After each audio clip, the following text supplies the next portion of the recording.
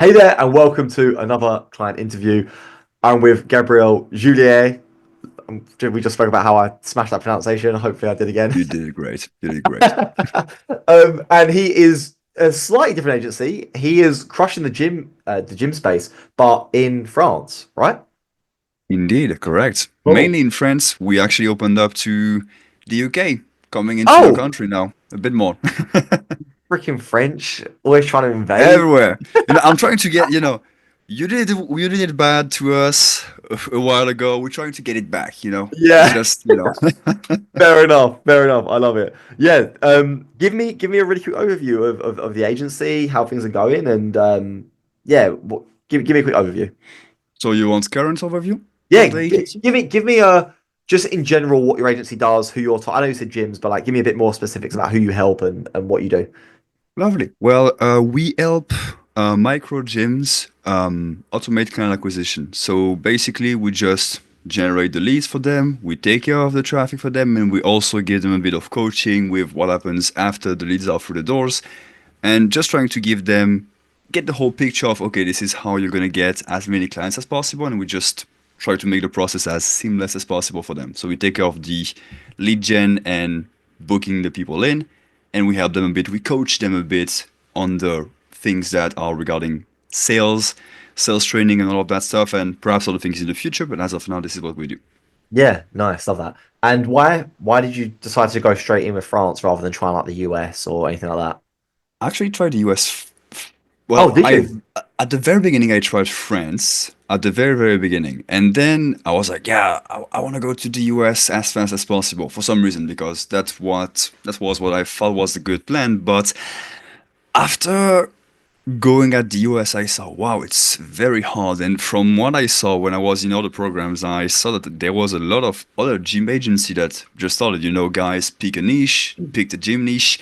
And honestly, not a lot of them are remaining. A lot of them quit because in my opinion, if you focus on solely the US and the Canada, perhaps, which is where most people go for, it's very hard to penetrate. And I was like, okay, well, what can I do? And I tried. I remember, like, well, France was pretty easy. Let me just try a very easy campaign to go at it. And this is where I saw that, well, for us, it was more so about going into bluer oceans, people that didn't have any experience with those kind of services. And this is where we were able to get a lot of clients in. And now we can actually get back into more competitive areas, but with, better structures, more knowledge about the industry, and it's just better overall, honestly. Yeah, it's so funny, right? I knew a guy that used to do a lot of ecom, but what he would do is he was from I think he was from Switzerland, but he speaks French, Mm. and he noticed that the USA would always have these products that go to market, and then France would like lag behind. So what he Yeah. would do is he'd find these best performing products in the US that weren't in France at the time, and he'd build an ecom brand in France in French about this product, and he was just like he was just it was like a he was crushing it. So it's funny how you mentioned the same thing for like the gym space. Like you can see the things that will work in the US and copy it into France, and it was obviously working better for you, which is great. Yeah. So before you jumped into CCM, did you have a call? I can't actually remember. Did you already have a call center in place? You were doing the calls yourself, right? Remind me what was going on. There was a mix of well, before we started CCM, my girlfriend started helping us with the That calls. was it. Your girlfriend was doing I it. was doing the I was doing the English calls for a bit, but I was quickly running out of time. Gotta sign more clients, gotta do the service delivery, gotta do the ads. So you're really well, very quickly you run out of time, and also you don't have systems, so you don't know how to do it efficiently in the first place. And that was the initial state. And yeah, that was pretty much what we were doing at this point in time, and we were starting to understand the power of it. And that's something CCM actually helped us out a lot, which is knowing how to push on that more. And perhaps we're gonna go through questions about the evolution of the business, but when we understood that, it really went good for us. Yeah, we'll go for it now. Give us kind of the what how it went, where you started, where you Lovely, got to. Give me all that kind of give me the juicy details. juicy, of course. That's what all everybody is here for, the juice. So we started CCM, I think, end of September, beginning of October. This is what we did of 2024. Now we are on February, end of February of 2025. Since then, we doubled pretty much. I was Wow. doing between uh, inconsistently 3, 4K per month. We just were coming out of a very difficult summer for us. Most of the gyms we had very low months in August and July. Some clients were not really happy, so we had to do a few refunds as well. So it was a really tough month for us in end of the summer of 2024. And so we went into October, September and October trying to say, okay, what can we do to actually get this and get as many clients as possible and just make sure we get them to stick. Also, that was a thing that we Yeah. saw. I was not measuring retention before, which I'm not still at this stage, but honestly, client retention I would say would be around 4, not more than 6 months. I can tell you that for sure. And after we gave CCM a shot, what we saw was multiple things. Well, number one, we saw, okay, this is something I now know how to have something that is good to go in the back end. So all of the hiring, all of the systems that I knew I would have to scale the most, because when you get more clients, it's most likely the role I'm going to be having to hire more are going to be new appointment setters for the clients. This is what I'm going to have to master as fast as possible when I want to scale. That pretty much got covered. Now I have a full clear vision of, okay, this is the systems, how they go, this is how I hire somebody, this is what I go if I need somebody, this is how I pay them, this is how the system works. Just follow those SOPs, boom, you're onboarded. In 2 weeks, you're good to go. And that was very reassuring. The second thing that happened is that therefore, knowing, okay, how to properly assess, okay, you're an appointment setter, but what do you do actually to get the best results? Knowing how we can get more out of those guys, having the speed to lead system was really big for us. We just were able to get way better client results. I pretty much saw quite instantly, I would say a 30 for 50% bump in appointments when we started just having the ISAs. And when we started having consistently doing the speed to lead call, it's just another bump. And every single time you have something like that, it's just bumps over bumps for every single client. So it compounded pretty fast. So that was the second thing. The third thing that I saw was that after pitching this more and more and just being like, man, I have something really good. Let me talk about it in my sales calls. I started to see that pushing that more was actually the thing that I needed to do. And I did a funny test. Before in my emails, I just basically say, hey, we do this really cool offer for gyms, give it a try. But now I started to push more into, hey, we actually call the leads for you. We do literally everything. While others are just going to give you a program and just say, hey, good luck. I know you don't have the time, but, not my problem. Yeah. When we started going with that angle, my close rate increased, my responses to my outreach was better, and this is where I saw, okay, this was the direction to go. It is, we do this really cool offer, plus we do literally all the work for you. And this is what, in our case, was really attractive to our market because this is a huge pain. And I would say the fourth thing that happened in consequence of that is, okay, we sign more clients with that. But what happened is that, well, clients are like, well, fuck, I don't want to call leads anymore. Fuck it. Let's let Gabriel and his team do it. So we have actually people that, again, I'm not tracking retention actively now, but since we are doing that, I get very few complaints about the clients. And there is no, that territory when you're with a client and you're like, I know it's not going to stay for too long. It's just like consistent now. They're just like, okay, Ah. they do their thing. It just keeps going, and we keep those clients, and we make more money from them. But it's just a very, of course, like CCM was one thing. We did other things on other sides of the business, but that was a really great component of it, I would say. Yeah, dude, that was great. Thank you for sharing all that. That's awesome. No, of course, man. And how many setters do you have right now? How many ISAs do you have? Um, I have currently I have three. Nice. Well, I have my girlfriend still doing it full time. Yep. I have two other part timers. I'm gonna have another more, well, kind of full timer, which I'm gonna be onboarding, and another part timer that's gonna come in the near future. I love that. And what did your setters say about the systems? Like, so obviously, well, actually, no. was it? It was just your girlfriend before, right? So she probably Mm, didn't really see maybe anything too crazy, or the new setters wouldn't have seen anything too crazy because they were brought in after the changes. But mm. did your girlfriend find that the systems were easier to use from her point of view? How did she find it all? Yeah, I would say it was mainly clarity, and we saw that was extremely important when we started to scale because you have three clients active, which at the time we were at CCM active, we had like four or something like that clients.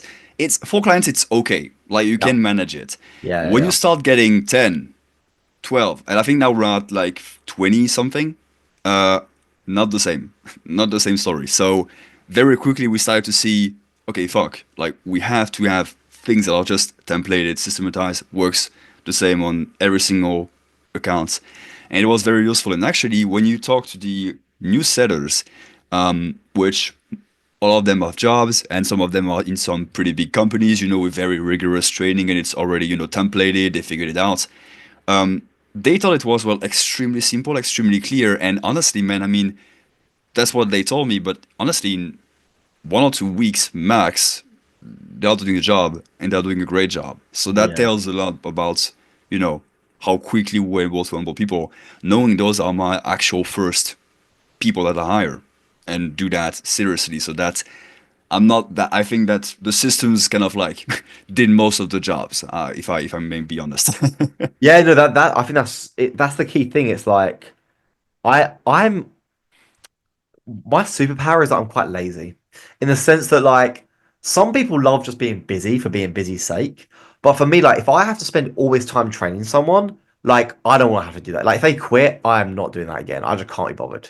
So when I built all this stuff, it's like, how do I build it so I can have someone come in and if they quit, it doesn't matter. Bam, got someone else coming in. And they can just go through the same process and get all that locked in, right?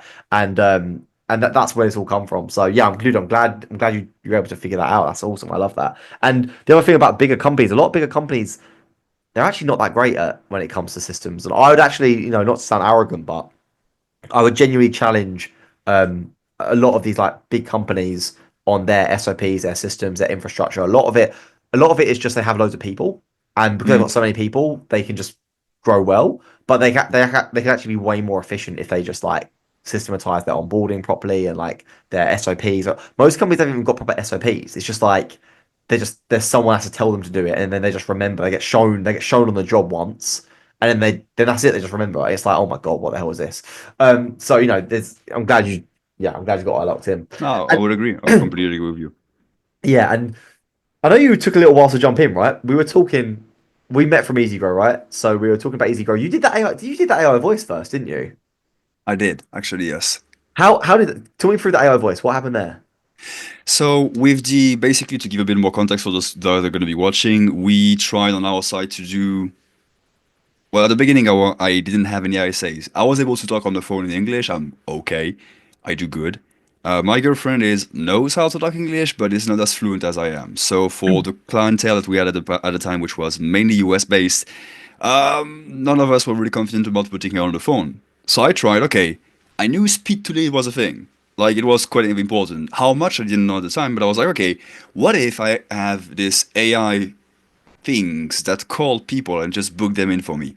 Tried for three people, and I mean, I really wanted it to work at the time that I did. It's not saying like I know at some point it's gonna be really good. It's just at the time that I did, I either it was globally not there yet, or number two, I didn't put in enough hours to make it to that level. But at I spent a while, a few months trying to get it to work. It's just I started to feel like I was starting to hit a wall and it wouldn't be like orders of magnitude better than what it would be. Which is what I don't want to say that's what I needed it to be, but it needed some big improvements. And for me, I tried a lot of stuff and it wasn't getting that level of Yeah, improvements I wanted. In the future, it will for sure, in my sure. opinion. But it's just at the time when I did, was like, yeah. Then I started coding myself, and I was like, well, I'm getting better results. I just need five more me's. And after that, I was like, okay, well, let's just start figuring this thing out. And after that, there we go. Yeah, yeah. It's with the AI. Like I see people posting about it. Um, I think it's at a point where it's like okay enough that you can get booked appointments, Yeah. but it's not good enough to be able to build a connection where people will show up for their appointment. Because showing up is what we care about. Like booking appointments, it's kind of like someone used this analogy earlier with me. It's like revenue and profit, right? Mm. Like, oh, we get loads of appointments. Okay, we have loads of revenue. Okay, but what's your profit? Like everyone, like that's the key thing, the profit, right? And that's equivalent to the shows. Okay, you might get 100 appointments, but how many of them actually showed up to their appointment, right? And with the AI stuff, it doesn't build the connection well enough to be able to actually get people to show up and really understand their pains, and it's not there for that. So, at some point in the future, it will be good enough, obviously, but until that point, it's definitely worth steering clear of. But yeah, Mm. obviously, I'm glad that you took the plunge. What was it that triggered you? Was there a trigger to being like, right, you know what? I'm actually just going to join CCM now. What happened? The fact that I started to see that it was still the very beginning, but I started to say, okay, we are getting something. We really dived back into, okay, France. We started to figure out, okay, France is the play. We're gonna go full France for a couple months. And when we realized that, we're like, okay, this factor of differentiation is literally what is getting us the business. The fact that we do all of the calls for them. So we need to make sure we are solid in that area. I mean, fuck, like Jim Niche, you manage the call center for Gym Lunch. Like, I would be dumb to not, take a look at that. Like, Appreciate it. Yeah, you know, yeah, yeah, yeah. Spot on, man. Yeah, I agree. I fully agree with you. I um, agree with myself as well. It's, you know. yeah, it's true. It's people. I was saying this to someone earlier as well. I was like, I'm not like a genius. Like, if you spent 2 years just doing call center or 3 years you could figure it all out as well. But Yeah. people don't do that. Obviously, they have other things going on, which is fair enough. So It is about compressing the time ultimately. exactly, man. I can try to figure it out on my own, or I can buy somebody else's knowledge that did it at like 10 times the scale that I am at right now and that figured it out. So I think at my small little scale, which I was at like 3, 4K per month at this point, I was like, well, it can work. Like I can assume it's gonna work, and it did. Yeah. So I'm glad it did. So you said you had 20 clients now. About that, honestly, man, I struggle to count now, honestly. That's That's the so when you had free to so do you mind me asking what's your revenue now then? Right now we are hitting about 10. We just made our best month, which is about 10. And the main Nice. thing we're having right now is, well, we figured out, okay, now the thing is we need to increase price, honestly. That's the main Yeah, dude, thing. 100%. So are you charging $500 a month? Not even. I mean, the thing is, gyms in France, Oh, broke.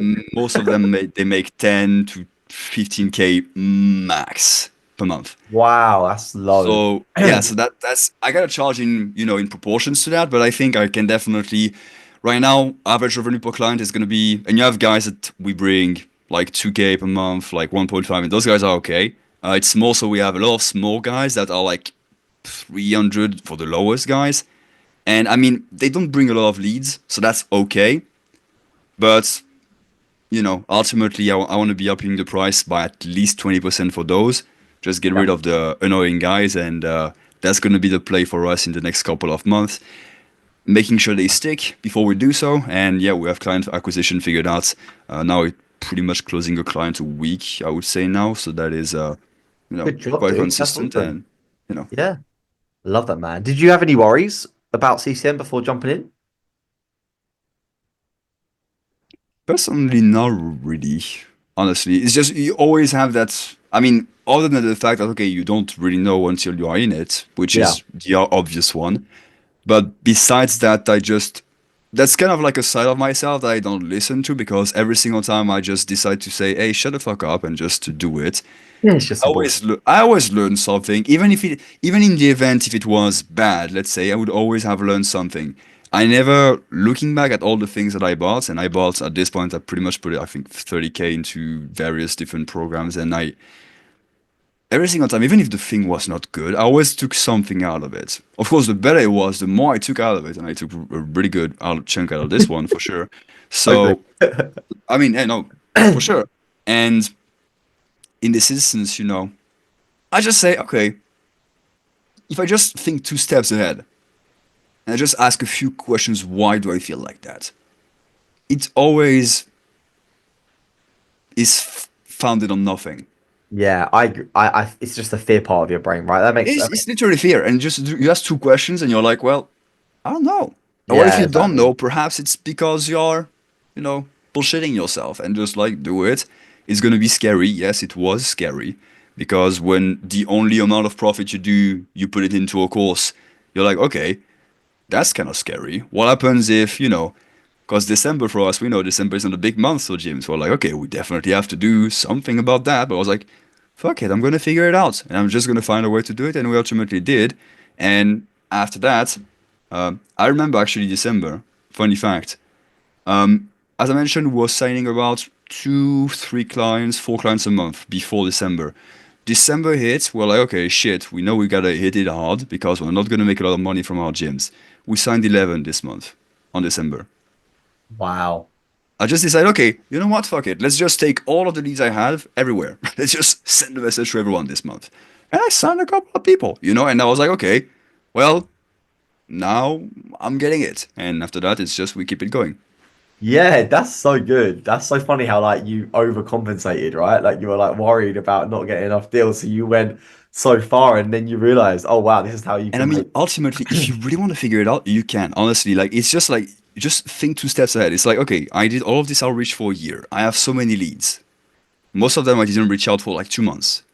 Send an email. Oh, but send an email. Yeah, That's man. it. Like, Right. just don't think too much. Honestly, just do the Yeah. thing that you know is going to get you the results. That's it. Honestly. Yeah, I think I need to take a note out of that, to be honest with you, myself, because I don't do enough of that kind of stuff. So that's, yeah, it's good, man. I love that. Did you have any favorite parts of the program? Anything that really stood out that you really enjoyed? I would say everything that was related to systems and saving time. Honestly, it's just those, and man, it's a lot of little pieces. Like, first thing, as I mentioned, is yeah, the part that okay, everything is automated and everything is, whether it is reporting based, because I was doing reporting manually before, that was a huge Oh, time Jesus, saver. yeah. Oh fuck yeah.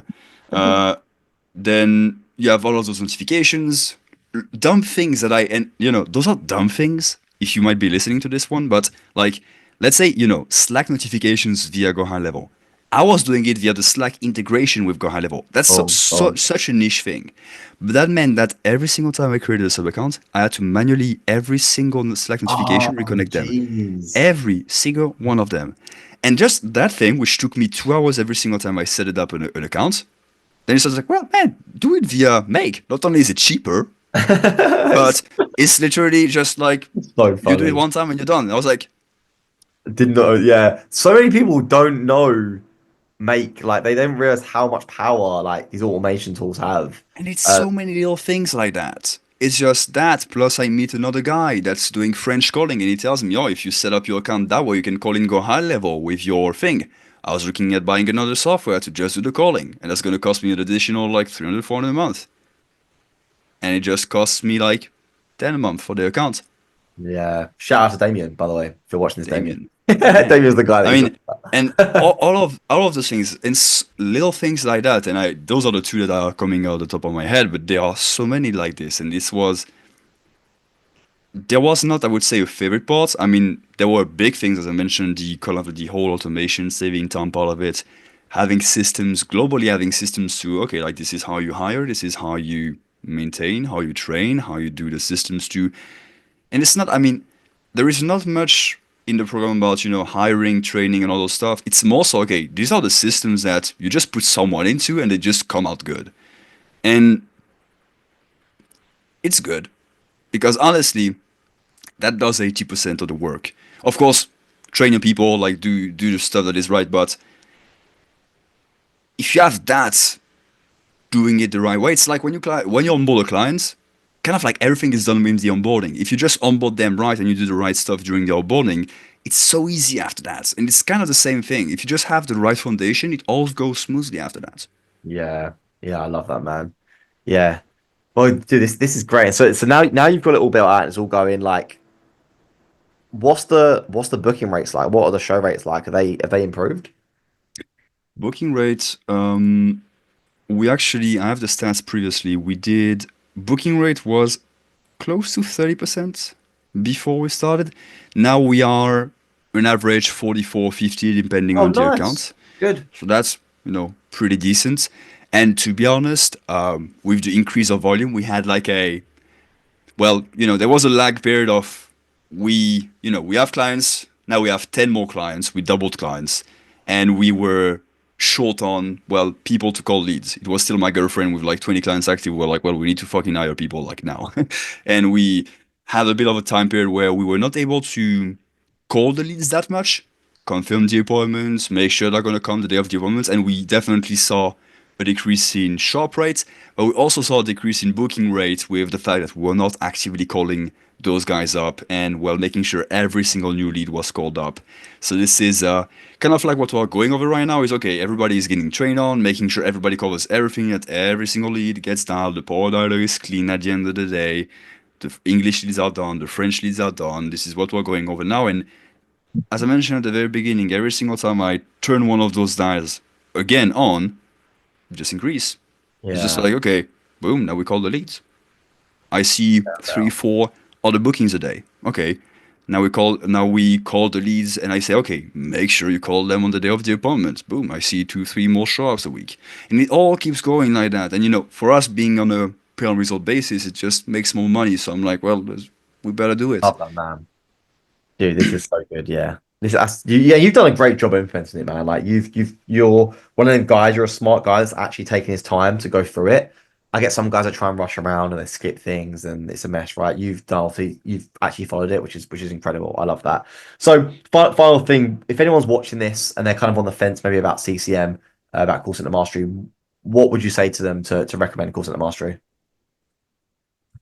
Don't think too much, honestly. If you just let's ask a couple of questions together.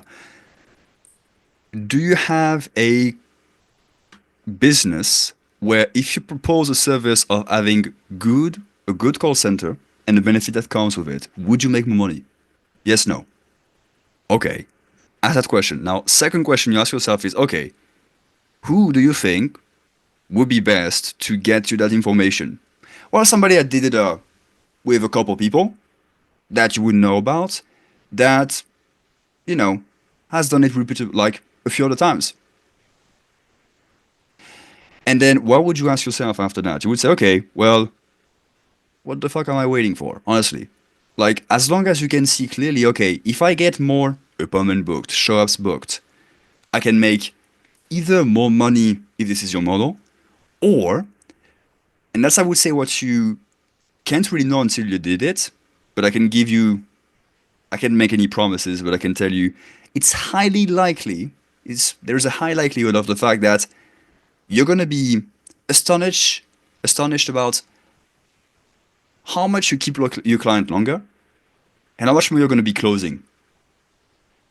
Yeah, because the sales conviction is a big one, right? Once you know It your product is much better. honestly at the very beginning, I was like, yeah, this is the offer, and I was more going on the hey, we do lead gen for you guys, and I sort of more like, yeah, okay, like it's cool, it's okay. Let me think about it.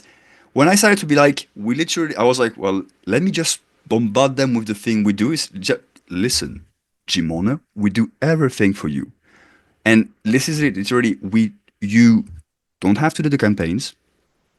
You don't have to call a lead. You just get more people in front of you. That's it. Hmm. And when they're like, I just get more people in front of me without doing anything, they were like, huh. And when I started to go into that, honestly, closing rate increased 10, 20% in some instances just by changing the pitch. And I saw going in that direction, I just go fully into it. So, do you make more money in the short term? Do you make more money in the long term? If yes, or quite likely, if you are not too sure, you take a look at other similar agencies which you're going to find, or call centers that are, in a similar position to you, and you ask them, and they're going to tell you yes, so do it. You know, Love it, man. Love it. Yeah, awesome, dude. Well, look, Gabriel, thank you so much again for jumping on and doing this, man. Um, and yeah, if you need anything in the meantime, just hit me up, right? You know where I am. And we'll speak again soon. I appreciate it, man. Thanks so much. you bet, man. If you need anything else regarding, AI that doesn't work or AI coding that doesn't work, let me know. I'll let you know. Thanks, man. Oh,